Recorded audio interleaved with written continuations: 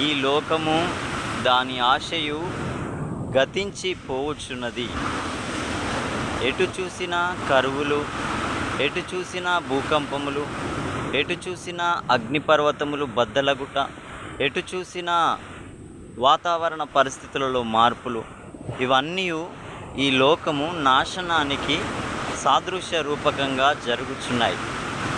అందులో నీవు నశించి పోకుండా నిత్యజీవం పొందునట్లు ప్రభువైన యేసుక్రీస్తు నిన్ను విడిపించుటకు, రక్షించుటకు, యుగయుగాలు ఉన్న ఆయన రాజ్యంలో పౌరుడిగా ఉండుటకు నేడే నిన్ను పిలుచుచున్నాడు.